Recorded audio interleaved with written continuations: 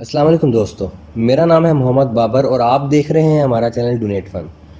دوستو، یکم رمضان المبارک 2020 سے پاکستان کے نیشنل ٹی وی یعنی پی ٹی وی پر دنیا بھر میں مشہور ٹرکش ڈرامہ سیریل ڈیلی سرتگل کو اردو میں ڈب کر کے دکھایا جا رہا ہے۔ یہ پورا ڈرامہ سیریل حقیقت پر مبنی ہے، جو مسلمانوں کے شاندار ماضی اور خلافت عثمانیہ کی تاریخ کو حقائق کے ساتھ ایسے خوبصورت انداز کے اندر پیش کر رہا ہے کہ مسلمانوں کو ان کا سنہرا ماضی ایک بار پھر سے یاد کروایا جا سکے، کیونکہ ہالی ووڈ اور بالی ووڈ کی فکشنل، فرضی اینڈ فحش ڈرامہ سیریز کئی دہائیوں سے مسلمانوں کے برین واش کرتی چلی آ رہی ہے اور ہم لوگ خود انہیں پیسہ دے کر دیکھ رہے تھے۔ ڈیلی سرتگل ڈرامہ دسمبر 2014 کے اندر ٹرکی میں پہلی بار ریلیز ہوا اور دیکھتے ہی دیکھتے اس کی مقبولیت اس قدر بڑھ گئی کہ آج دنیا کے 150 سے زیادہ ممالک کے اندر اس کو ترجمے کے ساتھ شائع کیا جا چکا ہے، جس نے اہل مغرب اور یہودی لوبی کی اربوں ڈالر انویسٹمنٹ یعنی ان کے میڈیا کے ذریعے مسلمانوں کی ذہن سازی کر کے انہیں ان کی تاریخ بھلا کر فحش اور ریانی کے اندر مبتلا کرنا اور ان کے فیملی سسٹم کو توڑ کر انہیں کمزور کرنا تھا۔ انہیں اپنے یہ خواب اس ڈرامہ سیریل کے آنے کے بعد چکنا چور ہوتے ہوئے نظر آ رہے ہیں، جس کا ثبوت ہے نیو یارک ٹائم کے اندر شائع ہونے والا ایک آرٹیکل، جس کے اندر اس ڈرامہ سیریل کو خاموش ایٹم بم سے تشبیہ دی گئی ہے، کیونکہ یہ ہالی ووڈ کے سپر ہیروز کی بجائے مسلمان کے اصل سپر ہیروز اور ان کے تاریخ کو یوں دکھاتا ہے کہ کسی بھی ملک اور قوم کے خلاف دشمنوں کی سازشوں کو حق اور ایمانداری کے راستے پر چل کر کیسے مسلمان آسانی سے زیر کر سکتے ہیں، اور وہ مسلمان جنہوں نے 1291 سے 1924 تک یعنی کہ سلطنت عثمانیہ کے دور کے اندر امت مسلمہ کا اپنی تلواروں سے دفاع کیا اور 600 سال تک اسلامی خلافت کو قائم کیے رکھا۔ اس ڈرامہ سیریل نے کیوں اہل مغرب کی نیندیں حرام کر رکھی ہیں اور ان کے منصوبوں پر خطروں کی گھنٹی کیسے بجا دی ہے، اسے سمجھنے کے لیے آپ کو ارطغرل غازی، جو خلافت عثمانیہ کی بنیاد رکھنے والے سب سے پہلے انسان تھے، ان کی تاریخ اور خلافت عثمانیہ کے قیام کو مختصر طور پر سمجھنا ہوگا۔ میں کوشش کروں گا کہ اس لمبے ٹاپک کو مختصر کر کے سمجھانے کی کوشش کر سکوں۔ دوستو، خلافت عثمانیہ جو دنیا کی 3 کانٹیننٹس تک پھیلی ہوئی تھی، سب سے مضبوط سلطنت تھی۔ اسے ایک کے بعد ایک ایسے قابل حکمران ملتے گئے جو اس کی شان و شوکت کو بڑھاتے چلے گئے، جس نے اس وقت کی سپر پاور یعنی کہ منگول اور صلیبیوں کی نیندیں حرام کر دیں اور انہیں بتایا کہ جنگیں صرف تلواروں سے ہی نہیں بلکہ سوچ اور تدبیروں سے بھی جیتی جاتی ہیں، کیونکہ منگولوں کے پاس خونخوار قسم کی فوج تھی جو انہیں فتوحات پہ فتوحات دلاتی چلی گئیں، لیکن کسی بھی ملک کو فتح کرنے کے بعد اس ملک کو چلانے کے لیے ان کے پاس کوئی نظام ہی موجود نہیں تھا، جو بعد میں خلافت عثمانیہ نے اسلامی قانون کو اپناتے ہوئے اس دنیا کو دوبارہ سے یاد کروایا۔ شروعات ہوتی ہے چنگیز خان کے کردستان کے حملے سے، جب اس حملے کے بعد یہاں کے کچھ قبیلے اپنے سردار کی زیر نگرانی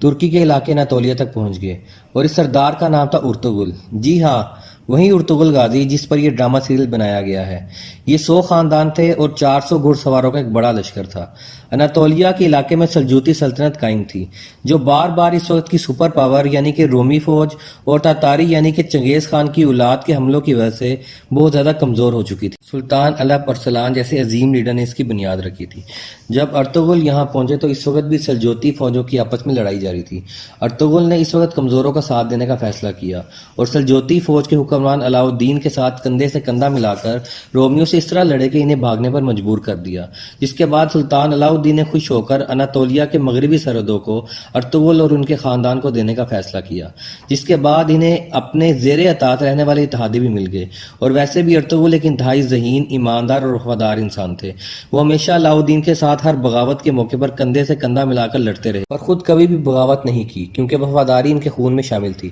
1258 میں چنگیز خان کے پوتے ہلاکو خان نے بغداد پر حملہ کر کے صحیح معنوں میں خون کی ندیاں بہا دیں۔ اس نے نوجوانوں کو قتل کر کے ان کی کھوپڑیوں کے منار بنائے، عورتوں اور بچوں کو قید کر لیا، علم و فنون کی کتابوں کو آگ لگا دی اور ان کو پانی میں بہا دیا، جس کے بعد ایسا لگا کہ مسلمان کبھی بھی اس دنیا میں اپنا کھویا ہوا مقام حاصل نہیں کر پائیں گے۔ مگر پھر 1258 میں ارطغرل کے ہاں بیٹا پیدا ہوا جس کا نام عثمان رکھا گیا۔ یہ ذہانت، اخلاق اور وفاداری میں اپنے باپ جیسے تھے اور انہوں نے ہی آگے جا کر خلافت عثمانیہ کو قائم کیا، جس کی بنیادیں ارطغرل نے پہلے ہی رکھ دی تھیں۔ ایسی سلطنت جس کا مقابلہ کرنے کی طاقت یورپ اور ایشیا کی کسی بھی فوج میں نہیں تھی۔ سن 1300 کے اندر تاتاریوں نے سلجوقی سلطنت پر حملہ کر دیا، جس میں سلطان علاؤ الدین مارے گئے اور اس طرح عثمان سلجوقی سلطنت کو چلانے والے خود مختار ہو گئے۔ اس موقع کا فائدہ اٹھا کر ترک سرداروں نے رومی سلطنت کے ساتھ مل کر سلجوقی سلطنت پر حملہ کر کے اسے ختم کرنے کا ارادہ کیا، جو کہ ان کی سب سے بڑی غلطی ثابت ہوئی۔ کیونکہ اس کے بعد عثمان نے ایک ایک کر کے ان کے علاقے فتح کرنا شروع کر دیے۔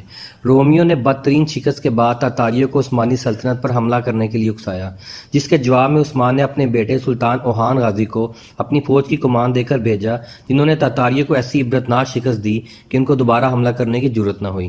سلطان عثمان کو ترکی کے موجودہ شہر برسا میں دفن کیا گیا اور ان کے بیٹے اوہان غازی نے شہر کا محاصرہ کر کے اسے بھی فتح کر لیا اور یہاں پر اسلامی قوانین کو نافذ کر دیا، جس کے بعد فتوحات کا سلسلہ یوں بڑھا کہ عثمانیہ سلطنت 3 کانٹیننٹس تک پھیل گئی اور اس کی خلافت کا مرکز تھا ترکی۔ اس خلافت کے اندر موجودہ دور کے ارمانیہ، عراق، شام، اردن، فلسطین، یونان، مکہ اور اسرائیل جیسے علاقے شامل تھے اور یہ خلافت 1924 تک قائم رہی۔ 1923 میں پہلی جنگ عظیم کے بعد عثمانیہ سلطنت کی مخالف فوج یعنی کہ فرانس، جرمنی اور برطانیہ نے زبردستی ترکی کے سلطان کو گھیر کر ان سے ایک معاہدہ کیا کہ اگر اپنی سلطنت کو حملے سے بچانا چاہتے ہو تو امن کے لیے ہماری شرائط ماننا پڑیں گی، اور وہ شرط ہے 100 سالہ معاہدہ جسے کہتے ہیں معاہدہ لوزان۔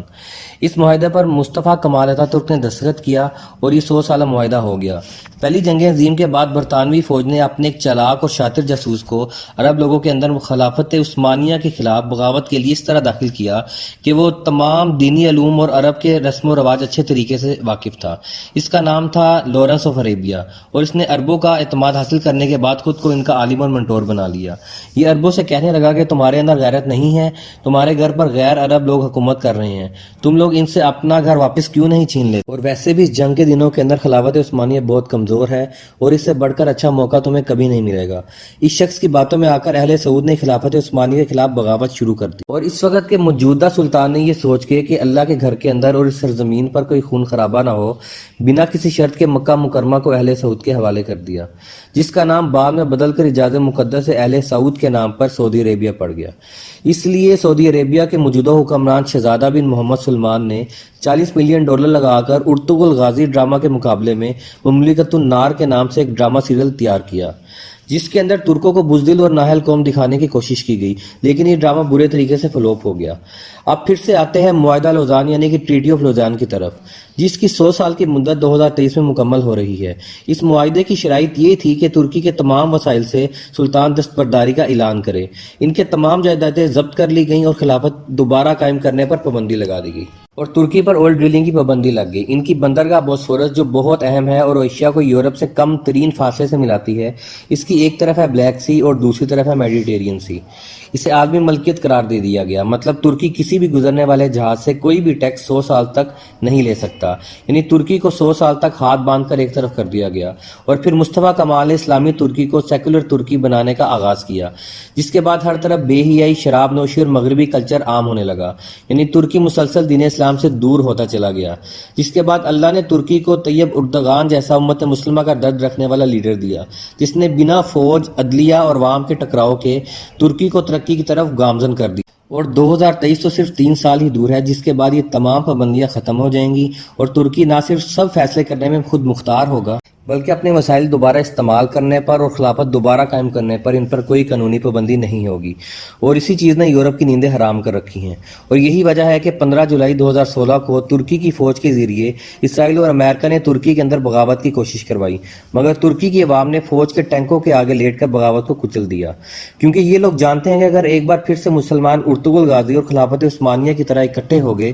تو ان کے ہر ظلم اور زیادتی کا جواب دینا پڑے جو اب تک انہوں نے مسلمان ممالک پر کیے ہیں، کیونکہ یہ لوگ جانتے ہیں کہ اب ان کو بھی تتاریوں اور رومیوں کی طرح کچل دیا جائے گا، مگر افسوس آج کا مسلمان اپنی تاریخ کے بارے میں کچھ نہیں جانتا، اس لیے اس ڈرامے کو ختم کرنے کے لیے اوچے ہٹکندے استعمال کیے جا رہے ہیں تاکہ کسی طرح اسے بدنام کر کے روکا جا سکے۔ یہودی لوبی دنیا بھر میں اپنے مہروں کو استعمال کر کے اور اپنے اثر و رسوخ کو استعمال کرتے ہوئے کسی بھی طرح اس ڈرامے کو بین کروانے کی کوشش میں ہے۔ دوستو، سلطنت عثمانیہ نے فتوحات اور جنگیں بھی اسلامی اصولوں پر لڑی، قیادیوں کے ساتھ بھی وہی سلوک کیا جو اسلامی تعلیمات ہمیں سکھاتی ہیں۔ انہوں نے منگولوں کی طرح کھوپڑیوں کے مینار نہیں بنائے، بلکہ صرف ان لوگوں پر ہتھیار اٹھائے جن پر اٹھانے کی اسلام نے اجازت دی ہے۔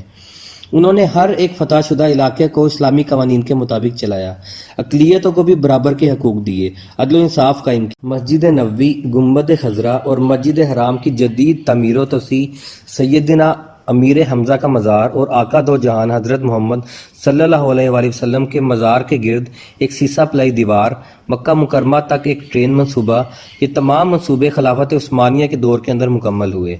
دوستو، تاریخ کے اندر ارطغرل غازی جیسے بہت کم حکمران پیدا ہوئے، اور ہماری تاریخ بھی ہمیں یہی سکھاتی ہے کہ جب تک ہم اسلامی اصولوں کو نہیں اپنائیں گے، ہمارے پاس جتنی بھی طاقت ہو اور ہم جتنے بھی وسائل جمع کر لیں، سب کے سب بیکار ہیں، کیونکہ جنگ صرف ہتھیاروں کی بجائے اصولوں اور حوصلوں سے جیتی جاتی ہے۔ آج ہم مسلمان دنیا پر وہ عروج دوبارہ اسی لیے حاصل نہیں کر پائے کیونکہ ہم مجموعی طور پر اسلامی نظام سے محروم ہیں۔ اس وقت پوری امت مسلمہ پر یہ فرض ہے کہ اپنی استطاعت کے مطابق اسلامی نظام کے نفاذ کی کوشش کریں اور اپنا خود کا اتحاد قائم کریں، جیسے اہل کفر نے یونائٹڈ نیشنز کی صورت میں مسلمانوں کے خلاف بنا رکھا ہے۔ اللہ تعالیٰ مجھ سمیت تمام مسلمانوں کو اس فریضے کے لیے قبول فرمائے اور مسلمانوں کو ہماری اصل تاریخ اور طاقت کو سمجھنے کی طاقت عطا فرمائے، کیونکہ دوستو جو قومیں اپنی تاریخ بھلا دیتی ہیں وہ صفحہ ہستی سے مٹ جاتی ہیں۔ مجھے امید ہے کہ آپ کو آج کی ویڈیو سے کچھ نیا جاننے کو ملا ہوگا اور یہ ویڈیو آپ لوگوں کو پسند آئی ہوگی۔ اگر آپ لوگوں کو یہ ویڈیو پسند آئی ہے تو ہمارے چینل کو سبسکرائب لازمی کریں